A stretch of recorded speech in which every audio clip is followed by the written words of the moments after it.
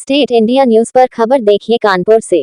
कानपुर राष्ट्रीय उत्पादकता परिषद वाणिज्य और उद्योग मंत्रालय भारत सरकार के क्षेत्रीय कार्यालय कानपुर एवं पीएसआईटी कानपुर के प्रांगण में राष्ट्रीय उत्पादकता के उपलक्ष्य में पैनल डिस्कशन का आयोजन किया गया। कार्यक्रम में मुख्य अतिथि अपर श्रम आयुक्त सौम्या पांडे ने प्रतिभाग किया। सर्वप्रथम संस्थान की ओर से निदेशक प्रोफेसर एस.के. भल्ला, अपर निदेशक डॉक्टर मनमोहन शुक्ला एवं मिस तान्या सिंह ने मुख्य अतिथि का स्वागत किया गया। राष्ट्रीय उत्पादकता परिषद प्रत्येक वर्ष 12 से 18 फरवरी को राष्ट्रीय उत्पादकता सप्ताह मानता है और प्रत्येक वर्ष अलग अलग विषय पर चर्चा की जाती है। इस वर्ष राष्ट्रीय उत्पादकता सप्ताह की थीम आर्टिफिशियल इंटेलिजेंस आर्थिक विकास के लिए उत्पादकता इंजन थी, जिसमें उत्तर प्रदेश को लॉजिस्टिक एवं सप्लाई चेन मैनेजमेंट के विषय पर चर्चा की गई, जिसमें सौम्या पांडे द्वारा लॉजिस्टिक एवं सप्लाई चेन के क्षेत्र में आर्टिफिशियल इंटेलिजेंस तकनीक के इस्तेमाल पर फोकस किया गया। साथ ही यह भी कहा गया कि आने वाले मैनेजमेंट स्टूडेंट के लिए लॉजिस्टिक प्रबंधन के क्षेत्र में स्टार्टअप के कई नए अवसर उपलब्ध हैं। उन्होंने अपने भाषण के दौरान लोगों को 5 एस के बारे में बताया, जिसमें शिक्षा,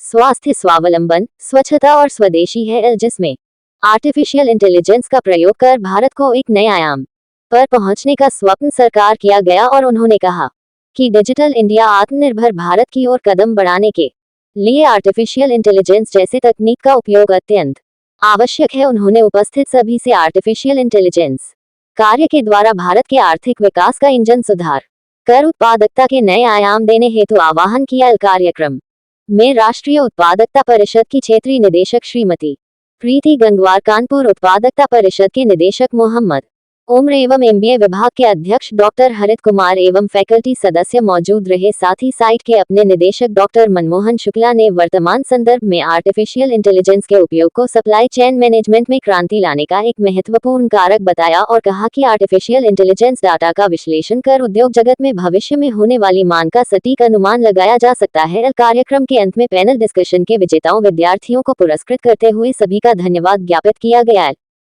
One of the aspirational districts of UP।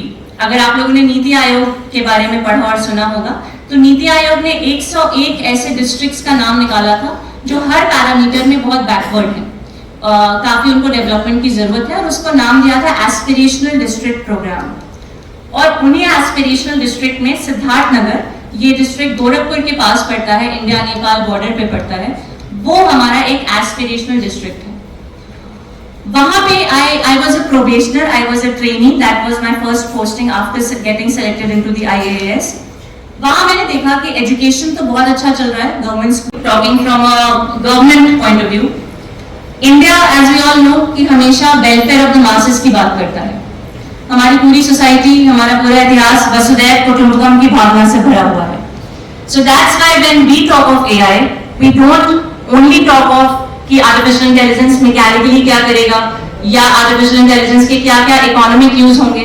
हम बात करते हैं AI for all, AI for the goodness, AI for the welfare of all. और तभी इंडिया ने, आप सब लोगों ने पढ़ा होगा कि इंडिया AI इनिशिएटिव शुरू किया है, जिसमें कैसे वेलफेयर ऑफ द मासेस की बात हम आर्टिफिशियल इंटेलिजेंस के थ्रू कर सकें। And as I stand today, आज I want all of you to introspect on 5 S that I would want to elaborate when I speak to you।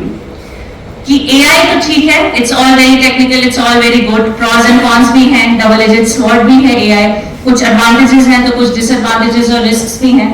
But we as Indians and you as aspiring MBA graduates and you will tomorrow become the drivers of the economy, हमारे लिए AI की क्या importance है when tomorrow you will be driving the Indian economy।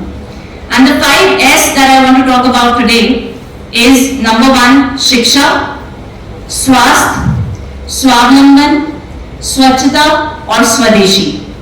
ये 5 S मैं सोच रही थी कि इंडिया के लिए अगर AI के कॉन्टेक्स्ट में बात करें और वर्ल्ड कॉन्टेक्स्ट में, नहीं सिर्फ इंडियन कॉन्टेक्स्ट में, तो इन 5 S जो डोमेन्स मैंने आपको बताए हैं, तो आप और हम as a society, as enlightened, as aware citizens of Indian society AI का यूज कैसे कर सकते हैं इन सब चीजों में, और गवर्नमेंट कैसे यूज कर रही है, और आप कैसे उसको इनेबल कर सकते हैं और अपना कंट्रीब्यूशन दे सकते हैं। नंबर 1 इज शिक्षा।